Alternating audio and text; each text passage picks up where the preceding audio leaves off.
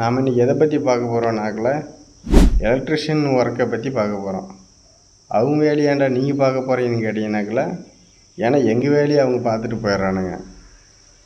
நம்ம வேலையில் அவங்க என்ன பார்க்குறாங்கனாக்கில், நம்ம பெயிண்ட்லாம் அடித்து முடித்த பிறகு பார்த்தீங்கன்னாக்கில் கழுத்து அறுக்கிற மாதிரி கரகரன்னு ஆசா பிளேடை வச்சு செவுத்த ஃபுல்லாக அறுத்துட்டு போயிடுறானுங்க. அவங்களுடைய வேலை சுத்தமாக செய்யணுன்றதுக்காக நம்ம வேலையை கெடுத்து விட்டு போயிடுறானுங்க. முதல்லையே அந்த வேலையை செய்யலாமில்ல, நீங்கள் அடுத்ததை நீங்களே பாருங்கள். இந்த மாதிரி அறுத்து வச்சுட்டு போனால் எங்களுக்கு என்ன பெனிஃபிட் இருக்குது? திரும்ப திரும்ப அவங்களுக்கு நாங்கள் வேலை செஞ்சுட்டே இருந்தால் வீட்டுக்காரங்களுக்கு என்ன எக்ஸ்ட்ராவாக பேமெண்ட் கொடுக்க போகிறாங்க? இந்த மாதிரி அறுக்கிற அனைத்து எலக்ட்ரிஷியன்களுக்கும் இந்த வீடியோவை ஷேர் பண்ணுங்கள்.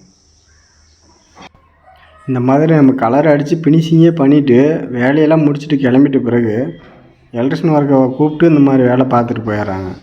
அப்புறம் கொஞ்சமாக டேமேஜ் இருக்கும், டச்சப் வேலை செஞ்சு கொடுங்க அப்படின்னு கூப்பிட்றாங்க. அது நம்ம ஒரு நாள் 2 நாள் செஞ்சிங்கனாக்கில் அதுக்கான பேமெண்ட்டும் கொடுக்கறதில்ல. இப்போ இது தேவையில்லாத வேலை தானே.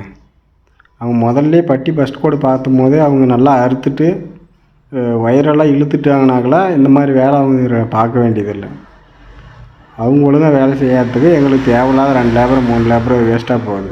இது போன்ற வீடியோக்களுக்கு மறக்காமல் நம்ம சேனலை சப்ஸ்கிரைப் பண்ணி வச்சுக்கோங்க.